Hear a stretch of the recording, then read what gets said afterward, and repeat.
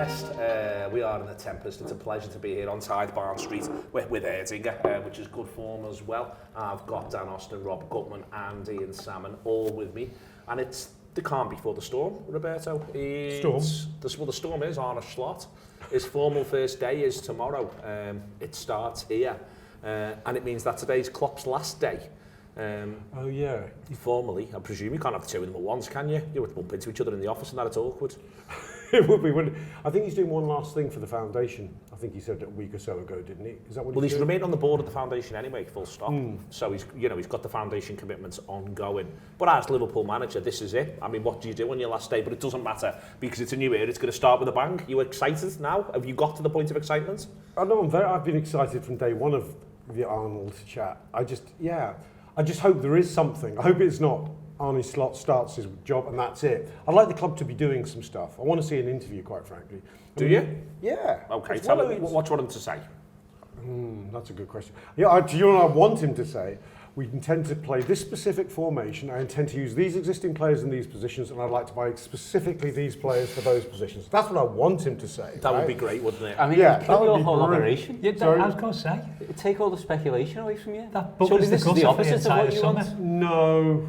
It's not a moving story, isn't it? But is it genuinely the finding out for you that the thrill is? You know, the journey. I always thought it was the journey. Well, this begs all manner of questions, doesn't it? I mean, in life, is it the being drunk or the getting drunk?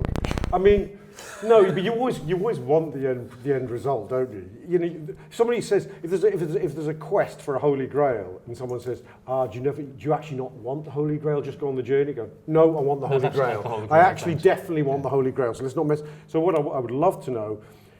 I'd like him to answer all our questions, quite frankly. So basically, sit him down. Here's the question. So what basically, your question? If he has an interview tomorrow, yeah. And they ask him the question, what are you going to do? And he tells you exactly what formation he's going to play, exactly which players he's going to have in that formation from existence, and who he's signing. You've just lost a summer of content. How are you going to feel? He's fine with it, though. He's fine with it. He just said he's fine with it. He's got to go and do that, hasn't he? I mean, it's still there. Because if he just goes, here's my thinking, guys. Conor Bradley is one of the best young right backs I've ever seen. He's playing there for definite. Dun, dun, dun, I'm having that. That's 10 shows right there. Dun, dun, dun, dun. Yeah. And the moment when he goes, just happened himself. And here's the 4 lads I've bought in a Danny Wilson style. And I'd like him to say, I want to turn believers into doubters. just for laughs, because that'd be very funny. Just to lower our expectations. Back into doubters and then turn them into believers turn them again. back into believers again. Yeah, that's what Partridge would say, yeah. Or turn them back, I need 2 negatives so I can have a positive. Something like that, yeah. It's a hell of a That's what day. you want from his first day. Not unreasonable. Not unreasonable. I think, Ian, if he does do an interview, and he'll do a video, some description, which might be an interview, he will talk about the way in which he plays. That's been much trailed, that he wants to play aggressive football, win the ball back, look after the ball and go from there. He will say that bit out loud. If he does a press conference / interview, he will be asked, what will you do with this player? What will you do with this player? And at some point, one of those will be Trent Alexander-Arnold. Yes, He's going to have to be ready for that one, no matter what. That is coming his way, I think. I just don't know whether or not they're going to do it on a Saturday, but then I'm just sort of presuming that I don't know. For me, that's the key question. It's the Saturday part. If it was Monday, I'd know what was going on. Champions League final. We'll talk about that in a minute. Okay, good. That's the thing I don't get. Who starts a job on a Saturday? It doesn't matter if you start on the 1st of May, 1st of June. That's a Saturday. You start on Monday. But surely he knows he works weekends. Yeah, but he doesn't now. Surely he knows he works weekends. There's nothing happening this weekend. Have you only ever started on Monday? Champions League final. Let's not Champions rule League that out. final, there is that. Maybe they're just going to ask him. Maybe he'll have an interview and they'll ask him about the Champions League final. The proper interview will be Monday. I like the idea that he's coming into this not knowing he's going to be expected to turn up on Saturday. It's going to be the first thing that's going to be a real shock. A real shock. I think he's going to be at home in form. He's going to get a phone call half 10 going, they're all sat in the press room. Where are you? He's expecting a day in lieu because he's coming in early on the Saturday. And that day in lieu be somewhere around Christmas so he doesn't have to work a day during the week. I think there's no footy at Christmas Ian, famously. I think he'd be desperate to start. I think it'd be one of them where, if you think of it from his point of view, however much he was enjoying Feyenoord, for an extended period of that season, they could only come second. For longer than we could only come third, they could only come second. PSV were over the hill and far away. He'll have known this job's on the horizon. I think he'll be. Honestly, I think he will work Saturday. I think he'll work Sunday. I think he'll be absolutely. I think he'll be absolutely desperate to get his teeth into it because it's what he's been waiting for now for some time.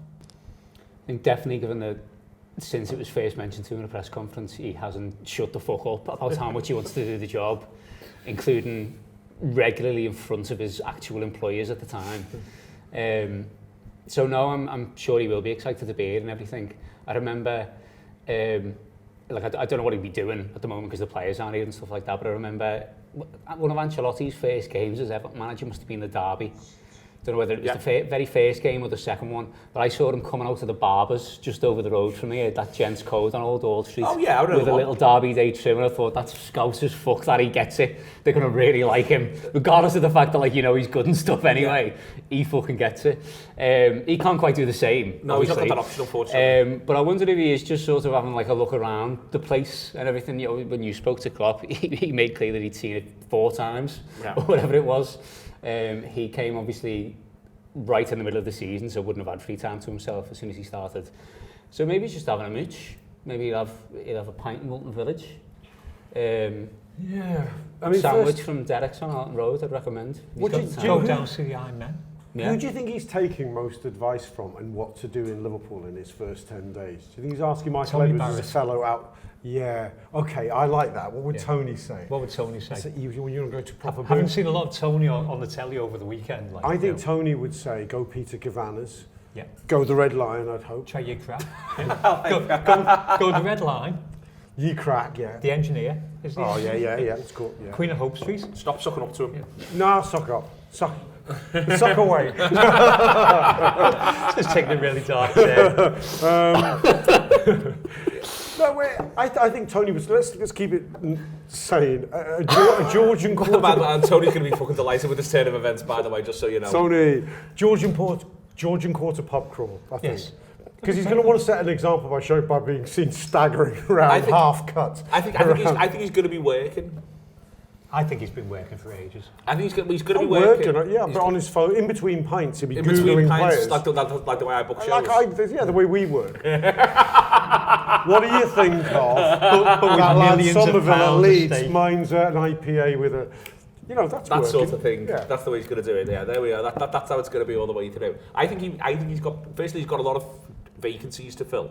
Or they have a lot of vacancies to fill because we saw them all walk off at the end of the season. So we saw all that. So that they all need to be filled, the vacancies. So some of them were made up though. They weren't all real people. I don't think you can say that really. We all clapped them and applauded them twice. Do you know who seems to have survived the Cole-stroke exodus? Nonna, the nutritionist. Mona. Nonna. She's called Nonna. Mona Nessa. All right, no. All right. The nutritionist person. I don't think it's a call. I know she might still. I know. Anyway. I'm joking. I think they wanted to go as one. She might still choose to go at some point. You never know. That could be on the cards.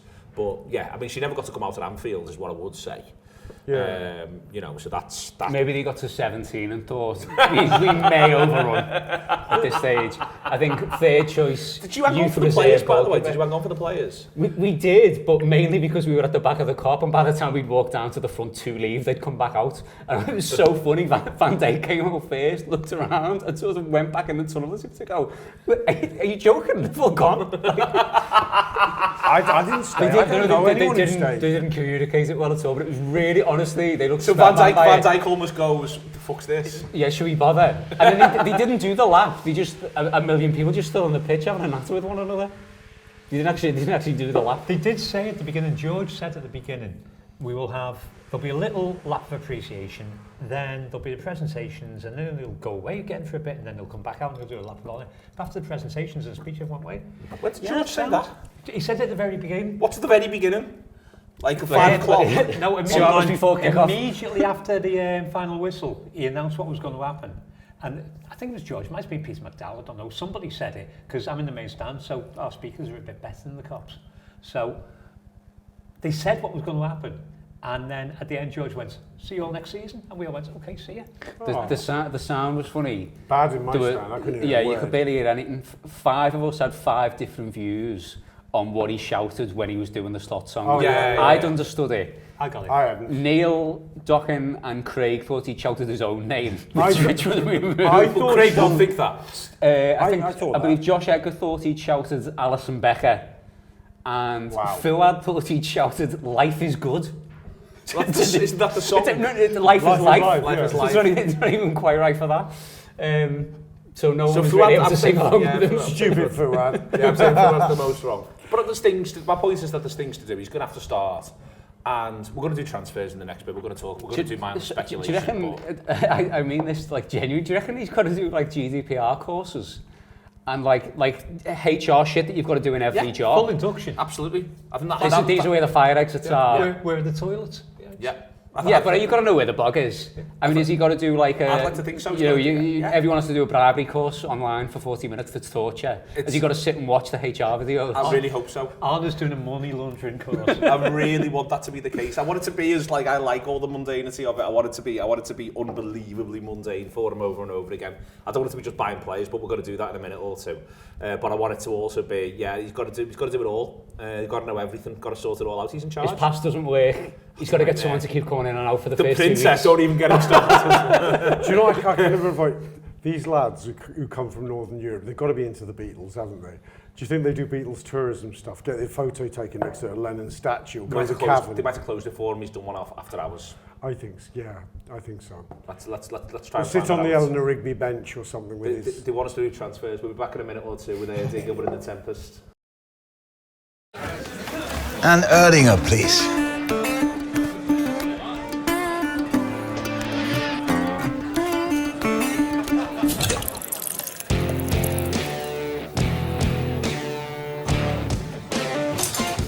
Stop! Don't forget the best bit.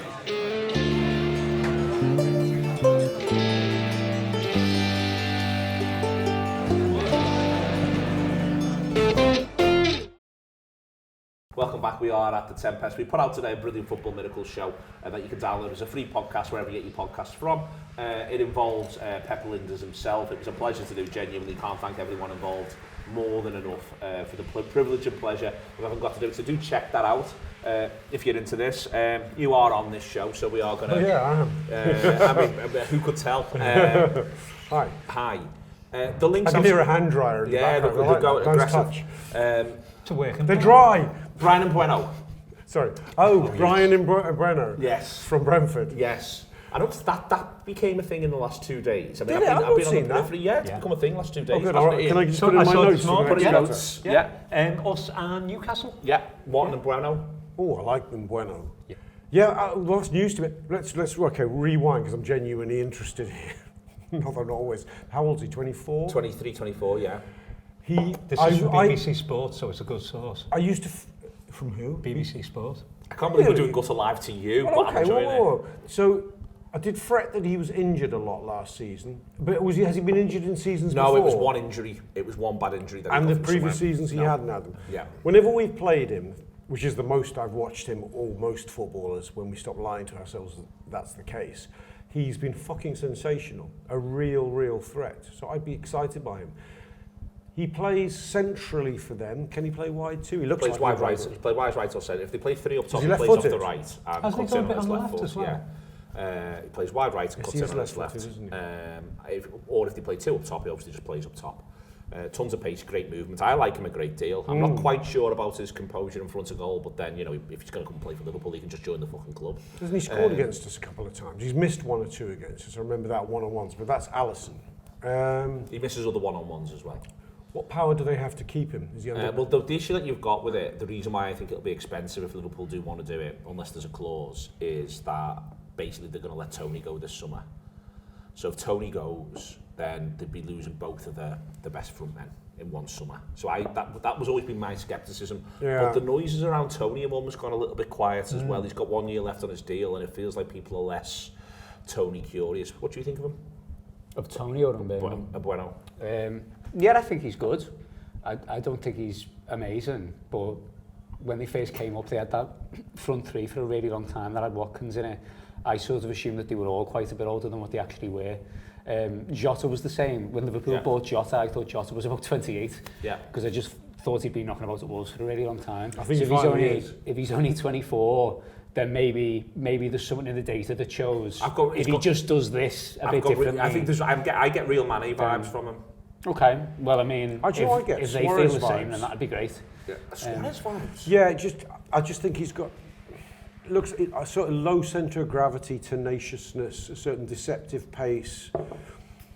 Yeah, there's just something in the body language. I'm not as good as Suarez, and nor should anyone say he's as good as Mane, but I don't know. There's something about him in that respect. I think he's more direct than Suarez. I get the Mane comparisons because he's a very direct, head down, go towards the goal player. He's very physical, very aggressive. Very physical, puts the body in. He's another one of them who... Well, that's the Suarez thing for me. What's in my head with him, Ian, is that sort of... If you think where we ended up, sort of 17, 18, moving on, is we ended up with 3 lads who all played up front, who could all play in wide areas. Firmino a little bit vague on that, but who could all also play as number 9s. Yeah. If you see what I mean. There was loads of centre forward play, but in wide areas. And that's what I see with Bueno, in that we've said literally when they play 3-5-2, he plays the central areas. 2, I think, doesn't he? He plays on the right of the 2 in a 3-5-2. When they play 3-4-3 or 4-3-3, he'll play off the wide areas. That's what he's done in the past. But he's also played as a number 9. He plays as a number 9 for them when Tony was absent this season. My point is, he's one of those who fits that category of, is like a centre forward in a number of ways, but does centre forwardy things in wide areas in terms of aggression. Well, we've said right away, it's been talked about since before the season ended that what we were looking for, as soon as Slot was basically confirmed, what we were looking for was a wide attacker, and that was the one thing we wanted. That's the only thing that anyone said, we're looking for a wide forward. And I think, my preference would be, like most people's, Olise, who I think is an incredible player. But Bueno, each time he's played us has been fantastic. And I think for him, in our team, he could be just about to explode, and he could be the person. What we've got to look at is what we're actually playing, what Slot's actually going to play, which appears to be the 4-2-3-1. Which then seems to be, Trent appears to be one of the 2, which then says you probably need a proper number 6 next to him. And then we've got about 15 people who fit into that 3. If he's another one of those who's a bit more direct... Are you and Alexis McAllister should play number 10 guy? I think so, yeah. But you basically... I'm a deep sigh on that one. Well, I'm a deep sigh on that one. Your 4-2-3-1 becomes one of your double pivots dropping between the centre-backs like Fabinho used to do anyway. Both your full-backs flying forward, which is what Slot's played with all along. So you basically then become a 3-5-2. So you've got a lot of midfield going on and 2 people basically up top. I think if you're going to move Trent into midfield, I think McAllister's played in the 2 as well. That's what he played for Brighton. I think it's just a bit lightweight, isn't it? The two of them together is a bit lightweight. You need somebody who can crunch people. So you need an endo push. The theory of the 2 is that the 2 non-crunchers make 1 cruncher between them, but you also get the runner off. But I agree with you. I don't quite buy it. It's very old school, quite frankly. We call it double pivot now, but it's basically Whelan and McMahon. One stays, one goes. Yeah. That's what it is. But they both kick lumps. Yeah. They both got to have great defensive qualities. Because when you think about it, neither Whelan nor McMahon were technically what we call a holding midfielder now. They weren't that.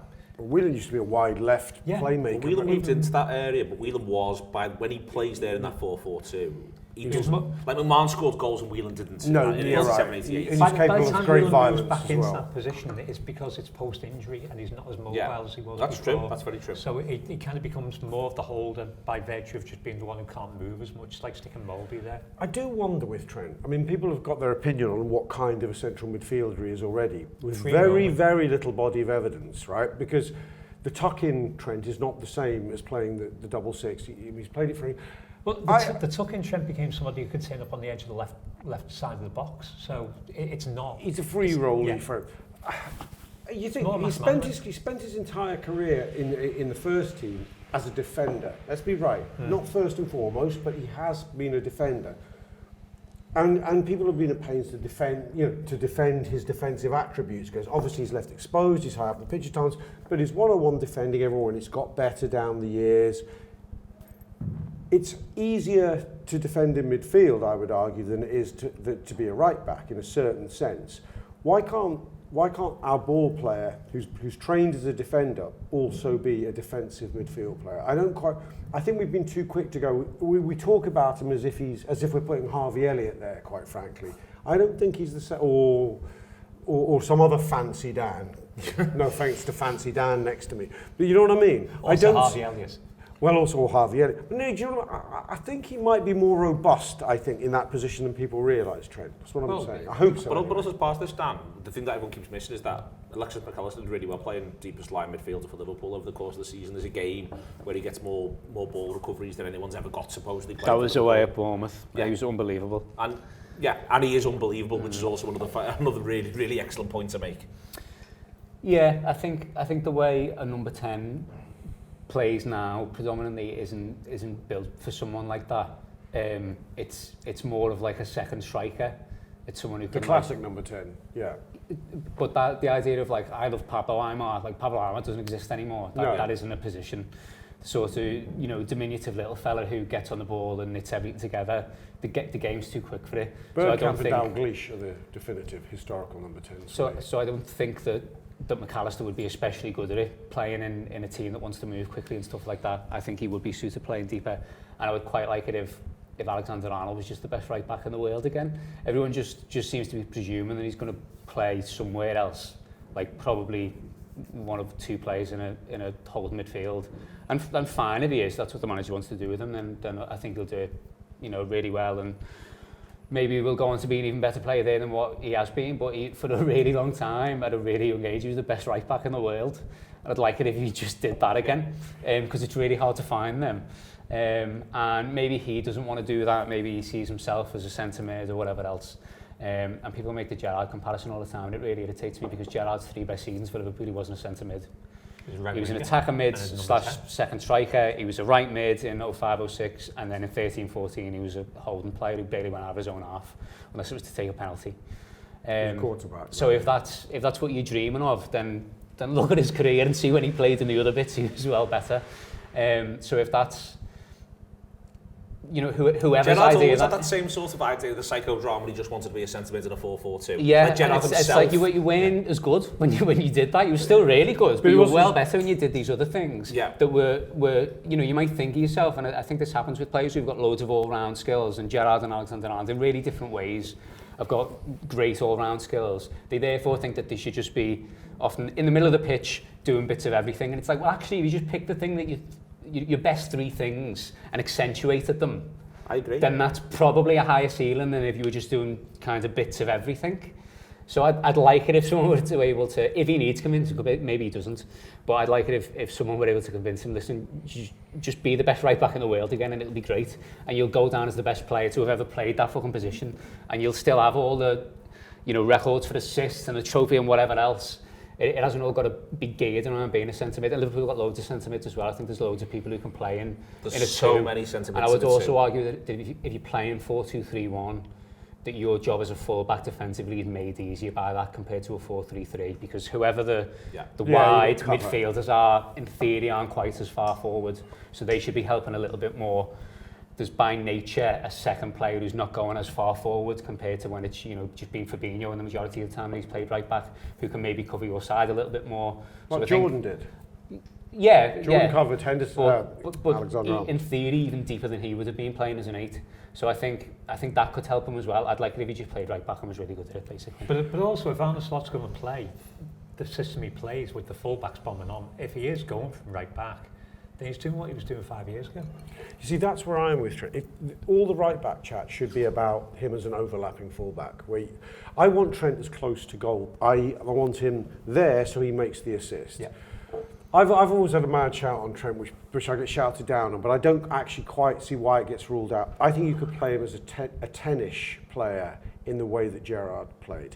Because I think their skill sets are comparable. Gerrard, people go, you can't play Trent there because he can't play 40, 50-yard crossfield balls. But then Gerrard played there and still managed to drop off at times and do that. I think Trent can put his foot through a ball in a sensational way, and I'd like to see him close to goal. I think Trent's got a 12, 14 goal season in him, maybe more. I just think you could build a team around him in a different sense. But having said that, that's my wild shout for today, and we can park that. I like Dan's shout. But if you're going to play him as a right back, none of this dicking about stuff. He's a overlapping, almost like a right winger right back. That sort of Trent I'd love. And if you're not going to do that, I don't know. But then you face the peril of Real Madrid going, do you fancy playing midfield? Yeah, I've always dreamt of that, and I'm off. Yeah, okay. That peril is there. Are you Is that your question then for Arne Slot, day one? Or when you get to ask him that question? Are you going to get to sign Trent on? Do you know what? My question, not for Michael Edwards, is, but for his predecessors, is why the fucking hell wasn't Trent tied down a year ago? What the hell happened there? I mean, we all just were looking the other way and calm, but because we assumed Trent as a local lad is going to be with us forever. Now we're looking squarely in the face. I think a lot of us, I think you said on the show recently, Dan, you could see him going to Madrid. I couldn't have a year ago, really, quite frankly. Do you know what I think an issue was there? What? The manager. What? Whether he was staying or not? Yeah, who's my boss going to be? Well, I think at that stage he was definitely going to stay. His contract only ran till 2026 at that stage, so if he's going to sign the next 5 years of his career... Also, now it's a bigger problem. Yeah. At that time. I just so he may have looked and thought, if it's going to be like this for a while, do I really want to be in this? It's a bigger problem today. And I don't know what... But the point is more, I think that there might not have been the ability to institutionally look him in the eye and make promises and assurances. Well, I'll tell you what, they'd wind the clock. I reckon they'd wind the clock back. I don't disagree with you, but I think the personal aspect of this is, I think, the key one. And that's the one to miss. And that's why Arne Slot starts his job tomorrow. And that's why that's been your Friday night. Thank you very much to Rob, to Dan, to Ian, to Erdinger, to the Tempest. Been a pleasure to be here. See you back soon.